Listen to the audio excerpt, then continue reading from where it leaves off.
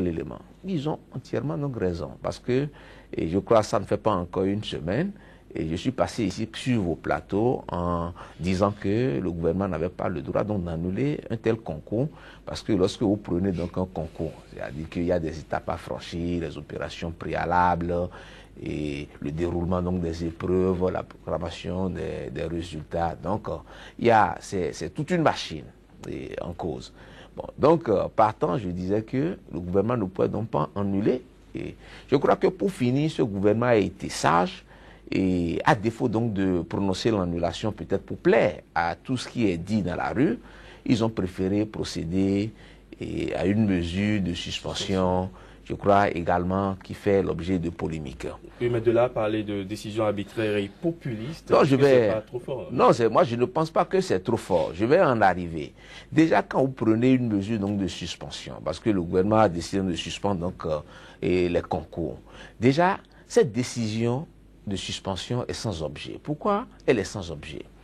Et vous savez que lorsque vous prenez donc le concours, à partir de l'ouverture donc du concours jusqu'à la proclamation des résultats, qui termine l'étape donc du concours proprement dit, donc, et s'ouvre maintenant sur la nomination et la titularisation, c'est-à-dire que la mise à disposition. Et après maintenant, la titularisation, c'est-à-dire le fait de donner la qualité d'agent permanent aux intéressés et d'ouvrir donc leur carrière. Quand vous faites beaucoup attention, c'est qu'on a donc déjà quitté l'étape d'ouverture donc du concours, du déroulement donc des épreuves et également de la proclamation donc des résultats qui font l'objet aujourd'hui donc de contestation. Or, lorsque les résultats sont contestés, il y a les voies donc de recours qui sont là et qu'on connaît, que je ne vais certainement pas développer encore donc ce matin. Donc, je dis que le concours en réalité est terminé. Comment peut-on valablement ou sérieusement procéder à la suspension d'un concours qui n'existe plus donc, ça veut dire que la décision de suspension est sans objet. Mais ce que je dis, par rapport au thème utilisé par les intéressés, à savoir que c'est arbitraire, etc. Bon, bref, quand, vous savez, la mesure de suspension en droit de façon générale s'analyse comme une mesure conservatoire et comme une mesure prise dans l'option ou dans l'optique, si vous voulez, d'aller parvenir donc à des résultats par rapport à une situation. Mais lorsque vous prenez une mesure donc de suspension, c'est que cette mesure donc de suspension qui s'analyse, et si vous voulez, en une mesure conservatoire, doit être absolument assortie d'un délai. Parce que je ne peux pas vous dire, je vous suspends donc aujourd'hui, sans pouvoir vous dire ce que je veux faire, dans quel temps je veux donc le faire. Et de sorte que qu'en droit, lorsque la décision de suspension n'est pas assortie d'un délai, c'est que cette décision de suspension, qui est une mesure conservatoire, s'apparente à une décision arbitraire, par conséquent illégale. Oui, mais le gouvernement a décidé de mettre en place une commission d'enquête. Mais dites-nous pendant combien de temps vous allez donc le faire. Parce que les gens ne peuvent pas continuer donc à rester donc chez eux et attendre une commission. Vous savez ce que c'est que les commissions donc au Bénin? On met en place donc les commissions, vous n'avez jamais donc les résultats. Et on a vu ici au début donc du régime donc, du président Yahi Boni, on a mis en place donc des conditions, on nous a parlé donc des audits, à la fin, les résultats. Donc on ne peut pas aujourd'hui prendre une telle décision en nous disant que bon, écoutez, et on veut quand même essayer donc de mettre en place une commission sans qu'on ne sache véritablement les missions donc de cette commission, on ne sache véritablement pendant combien de temps va durer donc cette commission. Je dis que cette décision, je ne vais pas les répéter, quand ils le disent que cette décision est arbitraire, effectivement elle est arbitraire et illégale. Maintenant à la fin, par rapport, si vous voulez, par rapport aux conséquences éventuelles. Nous allons y revenir maintenant par rapport aux conséquences. Kodjovia Metonou également sur ce plateau, il est resté avec nous. Kodjovia Metonou, vous avez suivi les lauréats de ces concours suspendus par le gouvernement du président Patrice Talon. Décision arbitraire et populiste sur fond de règlement de compte. Et ils vont même jusqu'à parler de chasse aux sorcières. Est-ce que ce ne sont pas des mots assez lourds pour utilisés par ces lauréats? Bon, ça dépend dans quel sens ils utilisent les expressions. Et arbitraire, je crois que l'avocat vient amplement de définir les contours et je pense que pris dans ce sens, ça s'accepte. Maintenant, lorsqu'il parle de populiste, je ne sais pas, un gouvernement qui vient de s'installer et dont le président a été élu par une certaine frange de la population au-delà de 60%, je ne vois pas en quoi il a besoin d'une certaine popularité au début. Il a déjà sa popularité. Donc il n'est pas en train de se faire une certaine popularité. Alors, mais on dit que c'est pour plaire à des responsables de syndicats. Non, ça n'a pas de sens. Un président doit diriger forcément avec les acteurs sociaux. Et les acteurs sociaux constituent des partenaires pour tout gouvernement. Donc ce n'est pas des gens en guerre. Et par conséquent, ils doivent aller dans la même direction. C'est-à-dire que l'acte en question puisse profiter à tout le monde. Et les partenaires sociaux, les syndicalistes, la plupart du temps, défendent les intérêts des travailleurs. Si ici, nos lauréats estiment à un moment donné qu'ils sont attaqués par certains syndicats, ça veut dire qu'eux-mêmes se sont constitués déjà en syndicats. Et là, ça pose un problème. C'est des fonctionnaires qu'on est en train de recruter nouvellement. Et si déjà ils se transforment en syndicats et voient déjà de l'autre côté qu'il y a des syndicats qui les traquent, ça pose véritablement problème à mon niveau. Alors, ils ont le droit de défendre, ils ont le droit de défendre qui se constituent légalement, constatent qu'effectivement ils sont syndicalistes. Si vous êtes des agents recrutés dans la fonction publique et que vous n'avez pas un statut de syndicat, d'acteurs sociaux, comment vous pouvez vous constituer et parler en ces termes et estimer qu'il y a une frange des syndicats qui cautionnent ce qui se passe et qui soutiennent donc le gouvernement et envers lequel le gouvernement doit être reconnaissant et chercher donc un certain populisme. Je ne crois pas que le débat soit à ce niveau-là. Alors, règlement de compte, je ne sais pas à quel niveau. Les membres du gouvernement, la plupart du temps, c'est des personnes âgées qui ont des enfants, même si parmi eux, ils n'en ont pas, qui sont déjà admis parmi ces lauréats, ils ont forcément des enfants qui travaillent ou qui sont en attente de s'engager dans la fonction publique. Je ne vois pas en quoi un membre du gouvernement peut trouver du plaisir à ce qu'un citoyen béninois, un enfant qu'ils auraient peut-être mis au monde, soit exclu ou extirpé de cette équipe des lauréats retenus pour la douane ou les impôts. Alors moi je pense que il vaut mieux aller vraiment avec tact sur ce dossier, parce que vous avez dans votre introduction parlé de patates douces. Si on ne négociait patates chaudes, si on ne négociait pas très bien ce virage-là, je crois que le gouvernement gagnerait à discuter avec ces lauréats, parce que je l'ai dit hier sur ce plateau, au-delà du délai de commission dont tu as parlé, M. Tchakpe, et que j'ai déjà souligné ici, ces lauréats n'ont pas proposé les épreuves. Ils n'ont pas participé au contrôle, encore moins à la correction de ces épreuves-là. Alors s'ils sont déclarés admis d'une manière ou d'une autre, il revient donc à la commission de clarifier et de pouvoir situer les responsabilités. Je vois parmi eux, quand vous lisez les visages, vous verrez qu'il y en a qui sont vraiment sereins. Parce qu'ils ont effectivement travaillé et sont sûrs que, quelles que soient les fouilles qui seront faites dans ce sens-là, si vraiment la probité devrait trancher, alors ils seront retenus. Mais dans le même temps, il y en a parmi eux qui n'ont rien fait, qui n'ont rien fourni comme effort et qui sont déclarés admis, qui le reconnaissent également. Et à partir de cet instant, qu'ils soient sereins. Moi, je veux que la crise de confiance installée à tous les niveaux, même dans les ménages, que l'on puisse finir avec. Et que l'on croit en la véracité de nos autorités, en la véracité et en l'exemplarité également de nos institutions pour véritablement asseoir une commission assortie d'un chronogramme clair que tout le monde puisse suivre et qu'un travail sérieux soit fait à ce niveau pour que l'on puisse décanter cette situation. Parce que et le gouvernement et les lauréats aujourd'hui n'ont intérêt à ce que ça s'envenime. Personne n'a intérêt à entretenir cela. Et je crois que l'on doit pouvoir choisir les expressions qui conviennent. Lorsque vous êtes en négociation, vous dites « nous exigeons ». C'est des expressions qui ne sont pas bien. Non, il faut qu'on arrête ça. Alors, Maître Tchakpe, est-ce que vous avez quelque part le sentiment que, comme beaucoup désormais, que ce dossier est un peu comme une patate chaude entre les mains de ce gouvernement qui à peine s'installe? Bon, moi je crois que si j'étais à la place de ce gouvernement, je crois que premier conseil des ministres, je me contenterais de parler des méthodes ou des critères, si vous voulez, et les procédés d'instruction de comment nous allons donc travailler que de commencer par prendre des décisions. Je crois que c'est ça qui pose beaucoup donc de problèmes aujourd'hui. Ils auraient pu passer ces questions dans un deuxième conseil de ministres et que cela n'aurait pas eu, parce que le premier conseil des ministres, ils étaient suivis. Tout le monde les regardait. Donc il ne fallait pas faire en fait un faux pas.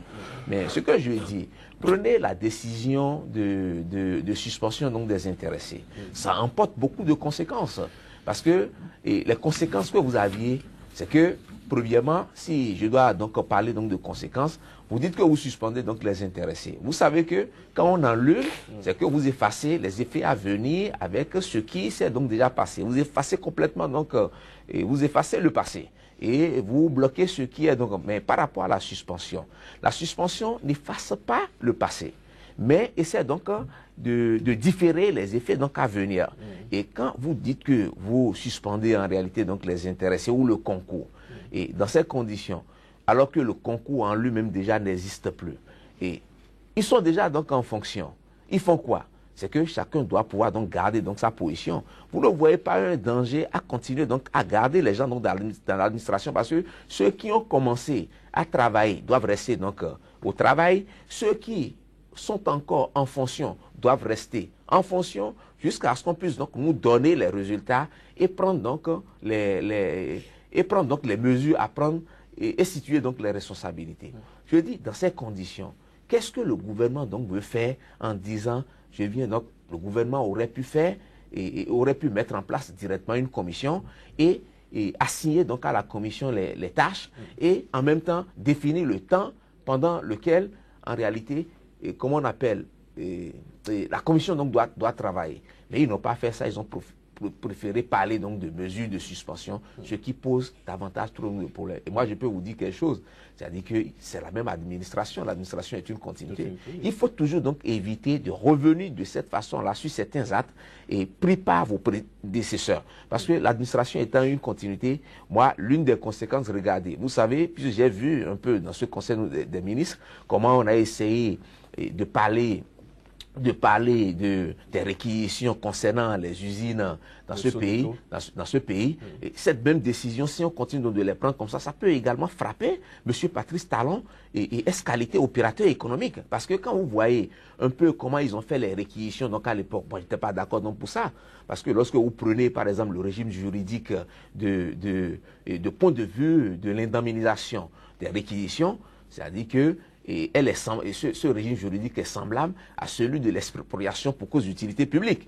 Donc, de point de vue d'indemnisation, vous ne prévoyez rien, vous réquisitionnez donc ces usines, vous les utilisez comme vous voulez, et ne serait-ce qu'en destruction donc de l'individu. Et aujourd'hui, quand ils prenaient, je disais qu'ils allaient payer donc plein de milliards à l'intéressé. Aujourd'hui, on se retrouve donc dans des situations comme ça. Si eux, ils décident donc d'annuler comme ils viennent donc de le faire, ça veut dire que même à un moment donné, l'indemnisation que pourrait donc demander ou solliciter M. Patrice Talon, opérateur économique, parce que quand vous êtes opérateur économique, vous allez donc près donc des banques et vous faire accompagner, etc. C'est des dettes que vous aviez peut-être vis-à-vis donc de ces institutions qu'il faut donc payer. Mais s'ils continuent, ce gouvernement continue, comment eux-mêmes vont indemniser par exemple cet opérateur économique? Je me pose donc des questions. C'est pas possible. Prenez au cours de la même décision et du Conseil donc, des ministres, on parle donc des policiers. Les policiers, écoutez, ce sont donc des décrets, des parages, je ne sais pas, et ce sont donc des décrets d'application. Les droits sont créés depuis et le vote, l'adoption, la promulgation et la publication donc de la loi. Donc ces droits sont nés depuis donc cette date-là. Aujourd'hui, si vous abrogez donc ces décrets-là en disant que vous n'aviez pas financièrement, vous ne tenez pas pour pouvoir donc les payer, ça pose donc de problèmes. Parce que, étant donc des décrets d'application, ils vont les abroger et les reprendre donc plus tard. Ils peuvent différer donc le paiement pour les intéressés. Ils peuvent poser les problèmes économiques qu'ils ont ou les problèmes financiers qu'ils ont en disant, écoutez, ce budget n'a pas prévu, donc ça, voilà comment nous entendons que vous payez progressivement donc ces fonds-là, etc. Mais quand on décide donc d'annuler en rentrant, en remontant même jusqu'au premier trimestre je crois, de l'année 2015, en faisant, c'est assez dangereux. Parce que ce pays, il faut faire attention.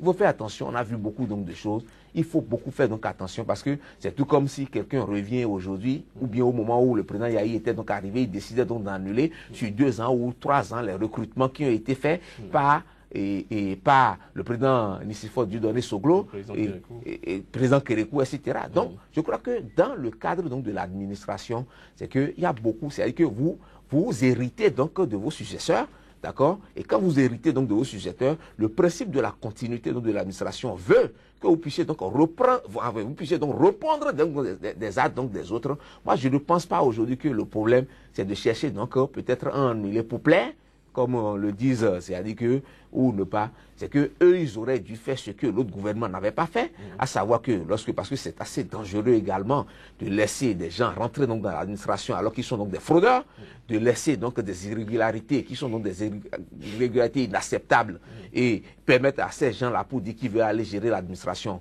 C'est assez dangereux, on le croit donc tous dans cette affaire, mais eux ils auraient dû faire ce que les autres n'ont pas fait, parce que ce que le régime donc de Yahi n'a pas fait dans le cadre de ces concours, c'était qu'ils étaient complètement donc fermés à toute négociation.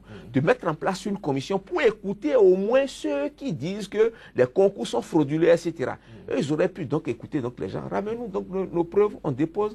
Ils appellent donc, ils aillent au cas par cas, essaient donc de sortir, etc. Mais prendre une mesure comme ça, donc de façon générale, moi je crois aujourd'hui que le contexte ne s'y prête pas, et on a déjà quitté complètement donc la campagne, et maintenant ils doivent donc travailler. Quand moi je vois le président Patrice Talon entouré donc du ministre d'État Koupaki, de Bio-Tchane, je sais qu'ils peuvent donc travailler, parce que la nouvelle conscience, on en a besoin donc dans ce pays, et le rapport secteur privé, secteur public toujours prôné par le président Abdoulaye Bio-Tchane, on en veut. Les réformes institutionnelles dont nous a parlé le président Patrice Talon pendant sa campagne, nous en avons donc besoin, parce que nos institutions ont donc des problèmes. Je crois qu'ils ont beaucoup donc de choses à faire que de chercher peut-être à s'attarder sur ces questions qui risquent donc d'être pour eux une patate chaude.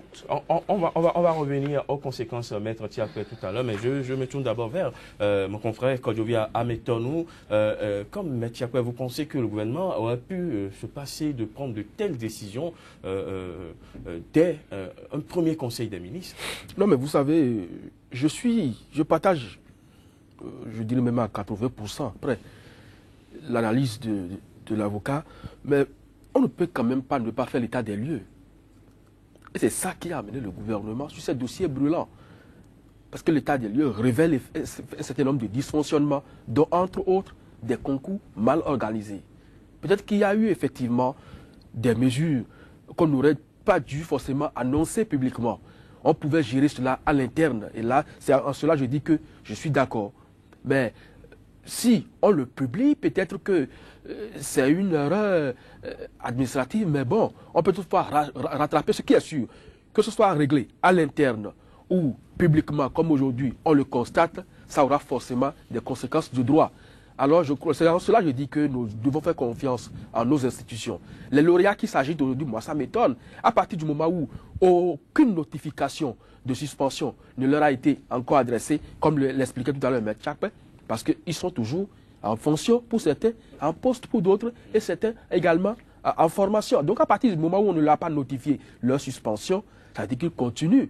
Et l'acte qui les a redéployés à un moment donné, ou qui les a titularisés, continue donc pas à avoir droit de citer. Donc moi je ne vois pas en quoi aujourd'hui il y a de l'agitation dans l'opinion publique. Parce qu'il y a des expressions que les gens utilisent à tort ou à travers, je ne sais pas. Lorsqu'on dit annulation comme suspension, je crois qu'il a eu le temps largement de les développer ici. Chacun doit pouvoir donc à partir de cet instant se situer et savoir véritablement l'acte que le gouvernement a pris. Mais là-dessus, les décrets abrogés, je ne crois pas que ce soit le gouvernement a bien spécifié, surtout s'agissant d'un certain nombre de décrets le mois de mars, qui a servi donc à octroyer des primes fallacieuses à des directeurs de cabinet, aux secrétaires généraux et aux adjoints des directeurs de cabinet, des primes, une mesure rétroactive sur 10 ans.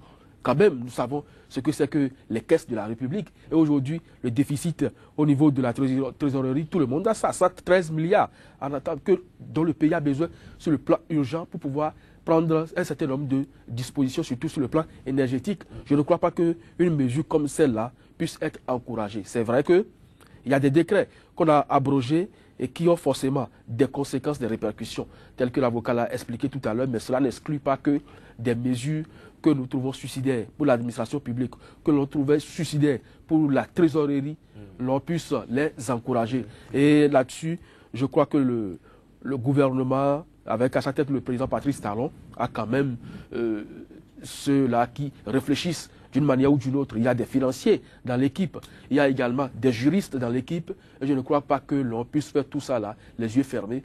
Je suis qu'il y a eu des contours qui ont été analysés, et l'on a vu que pour l'intérêt supérieur de la nation et pour le bien de tout le monde, il faut quand même prendre des mesures pour aller de l'avant. Et je crois que si c'est ça, la rupture, attendons de voir, parce qu'il y a également qu'il faut accorder un moratoire à ce gouvernement qui a apprécié les actes au fur et à mesure. Mais ce que je propose, aussi bien la méthode que la gestion doit pouvoir répondre aux aspirations de tous.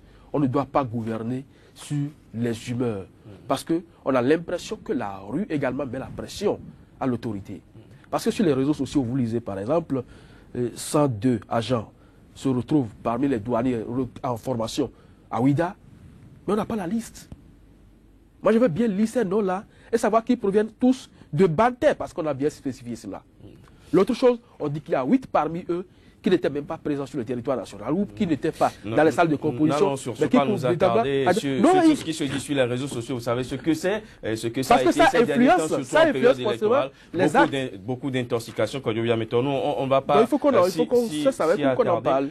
Maître Tiakpe, mercredi dernier, sur ce même plateau, vous avez fait une démonstration selon laquelle l'exécutif ne peut annuler ses concours. Alors, le même jour, en Conseil des ministres, le premier gouvernement du président Patrice Talon a plutôt opté pour une suspension, le temps de voir plus clair dans la situation.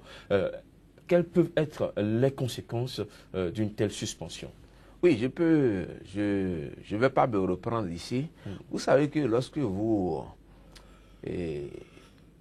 vous retrouvez à la dernière phase, c'est-à-dire que celle de la proclamation des résultats, dans un concours qui n'est rien d'autre qu'un procédé de recrutement, d'accord? Lorsque vous vous retrouvez donc là, et que vous proclamez donc les résultats, s'ouvrent les voies donc de recours. C'est-à-dire que les voies donc de recours et de point de vue administratif, où vous allez vers l'administration pour porter vos réclamations dans un délai bien précis et connu, à défaut, d'accord, saisir la chambre administrative de la Cour suprême pour essayer donc d'obtenir l'annulation. Donc ça veut dire quoi? Ça veut dire qu'un gouvernement lui-même ne peut pas, en fait, se porter encore et demanderesse aussi en fait, une même administration ne peut pas donc se porter demanderesse à cette demande. Si vous voulez, si je dois donc me répéter, c'est-à-dire que je ne peux pas demander l'annulation alors que c'est moi-même qui ai organisé, qui ai terminé, parce qu'il faut voir, quand vous parlez donc d'annulation, ça pose donc la question de savoir si certaines de ces annulations, en fait, de ces motifs ne peuvent pas être couverts ou pas, ou d'autres, en fait, relevant ou ayant un aspect de point de vue d'ordre public ne peut pas être d'office donc annulé. Je dis qu'il ne pouvait donc pas annuler donc ce concours. Oui, mais Maître Tiakpe, ici, il ne s'agit plus d'annulation, mais de suspension. Oui, c'est pour ça que je disais que l'annulation était impossible. Ce n'était pas possible pour eux donc de prononcer l'annulation. Et je crois qu'ils ont été sages en trouvant la formule donc de suspension. Mais malheureusement, c'est qu'on ne peut pas suspendre quelque chose qui n'existe pas. On ne peut pas suspendre quelque chose. En fait, leur mesure donc de suspension n'a pas donc d'objet. Et parce que les concours donc, sont terminés, je crois que les conséquences que pourraient donc emporter, tout à l'heure, je crois que de l'autre côté, mon ami parlait des conséquences par rapport à l'abrogation des délais, je ne suis pas tout à fait d'accord avec lui, parce que vous imaginez, il ne faut pas voir seulement donc, les incidences financières, vous imaginez que on met en place aujourd'hui donc une commission, la commission travaille pendant peut-être 10 ans, parce que on est au Bénin, on sait comment un peu ça se passe, quand les gens n'ont pas d'intérêt, ils n'y touchent pas. Vous venez, le quorum n'est pas atteint. Donc, la commission travaille pendant 10 ans, d'accord? Et à la fin, on trouve que certains, vraiment, ont été donc dans des fraudes, d'accord? Et encore même par rapport à la prescription de point de vue pénal, je ne vais pas donc l'aborder, qu'il faut envoyer ceux-là devant donc le juge pénal. On trouve que certains ont été donc de bonne foi et ont composé. Et entre-temps, ont abandonné leur boulot parce que pour aller dans l'autre emploi, il faut laisser donc l'ancien boulot. Donc, du coup, ça pose un problème donc, de reconstitution donc, de carrière et une affaire donc, de reconstitution donc, de carrière, par exemple. Vous savez combien ça peut emporter encore donc, pour l'État? Parce qu'il faut reconstituer donc, leur carrière. Combien ça peut coûter? Mais beaucoup donc, d'argent également. Parce que pour reconstituer donc leur carrière, il faut payer donc les indemnités parce que les gens sont restés là pendant des années et à attendre donc les résultats donc de cette commission avant donc de se faire véritablement donc accepter. Ça peut coûter beaucoup donc de choses donc pour l'État. C'est pour ça que moi je disais qu'ils auraient pu se passer de ces questions pour leur premier conseil des ministres où ils étaient donc suivis et essayer donc de poser le problème peut-être dans le deuxième conseil donc, des ministres en mettant en place cette commission et essayer donc d'assigner à la commission en réalité les missions à accomplir pour que cette affaire soit véritablement donc, soit clarifiée. Mais je dis en plus quelque chose. Vous savez, il faut éviter dans l'administration de revenus chaque fois sur les actes posés par vos prédécesseurs. Il faut éviter. Parce que pour moi, je dis il faut donc l'éviter. Et tout à l'heure, mon ami en face parlait, et je le suivais. Vous imaginez, si des gens ont été payés tout simplement parce que leur carrière a été reconstituée et que vous venez vous annuler, cela suppose, et ça pose un autre problème donc, de droit, c'est-à-dire que la répétition donc, de l'indu, il faut restituer ce que vous aviez donc touché donc, entre-temps. Vous imaginez que si on doit chaque fois donc, le faire de cette façon-là, parce qu'à un moment donné, on a eu donc... peut-être, vous m'excusez beaucoup, des ministres incompétents qui venaient, parce que moi j'ai eu à le dire ici, je crois que pendant le régime de Yahi, alors que tout le monde pense que je suis tellement si proche donc, de ce régime-là, je traitais donc sur des plateaux de télévision des ministres qui sont incompétents, et je disais que leurs actions n'étaient donc pas structurées dans certains domaines, etc. Donc je dis qu'il faut éviter donc de le faire, tout simplement parce que si on doit rentrer dans un schéma, ça va poser trop donc, de problèmes. Des gens vont finir et doivent être chez eux alors qu'ils ont été indemnisés. On ira donc saisir donc, leurs biens pour dire qu'on a annulé donc, ces décrets-là. Je crois que ça postule une certaine insécurité administrative, judiciaire et juridique donc, dans un État, ce qui ne rassure donc personne. Vous ne verrez pas donc les investisseurs, vous-même chez vous. Après tout, vous n'êtes pas en sécurité. Je crois que c'est pas ce qu'on aurait donc souhaité donc, pour le Bénin. Alors, M. Diakpé, devant une telle situation, quelles sont les marges de manœuvre qui s'offrent désormais à ce gouvernement? Non, moi je crois que, vous savez, j'ai suivi un peu les choses au départ. Vous savez que les problèmes qui se posent aujourd'hui dans le cadre de ce concours frauduleux, ce n'est pas une question donc, de juriste. Tout juriste ne peut non pas en parler. Parce que c'est le droit administratif matériel. C'est-à-dire que pour quelqu'un qui connaît très bien ce que c'est que le droit, c'est le droit administratif matériel.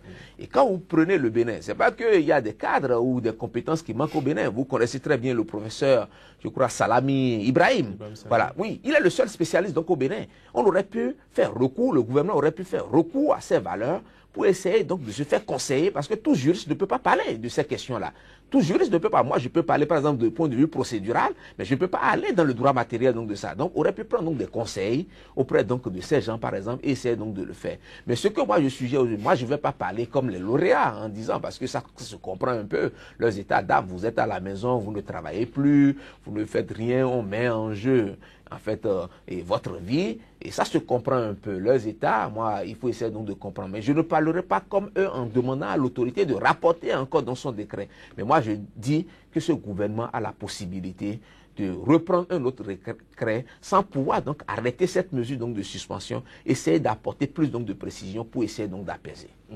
Alors, Kodjovia Metonou, l'ancien ministre de la fonction publique, Aboubakar Yaya, est monté au créneau entre-temps, hier je crois, pour dire que ce concours est propre et que l'ancien régime ne se reproche rien. Votre appréciation? Non, mais il ne peut que parler en ces termes-là parce que c'est lui qui a organisé ce concours.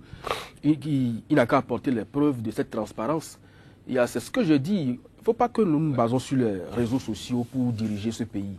Alors s'il estime à ce niveau de la République, parce qu'au-delà de tout, il constitue une personnalité, s'il estime que c'est aussi propre et que l'ancien régime ne se reproche rien, les acteurs sociaux ont pendant longtemps dénoncé le fait ici, mais il n'a jamais apporté la preuve du contraire. Donc il n'a qu'à aujourd'hui, puisqu'il est libre de toute action, aussi bien politique que, je ne sais plus, engagé dans un quelconque gouvernement, qu'il apporte aujourd'hui la preuve en tant que citoyen, comme il vient de le dire sur les radios, ce n'est pas sur les ondes. Non, on l'attaque quelque part d'autre, il n'a qu'à rassembler les lauréats et leur donner également la preuve de ce qu'effectivement, il ne risque rien. Et donc les tranquilliser à partir de cet instant, ceux-ci aussi auront donc la paix du cœur, parce qu'il ne faut pas ignorer que c'est vraiment une période de stress que les uns et les autres traversent. Alors, mais Maître Diakpé, tout à l'heure, vous êtes un juriste, à partir de cet instant, il y a des terminologies que je ne me permettrai pas donc de discuter avec vous. Mais là, vous savez quand même que l'admission de ces lauréats aujourd'hui dans la fonction publique, c'est la conséquence de l'organisation quand même de ce concours. À partir de cet instant, j'estime que c'est un processus.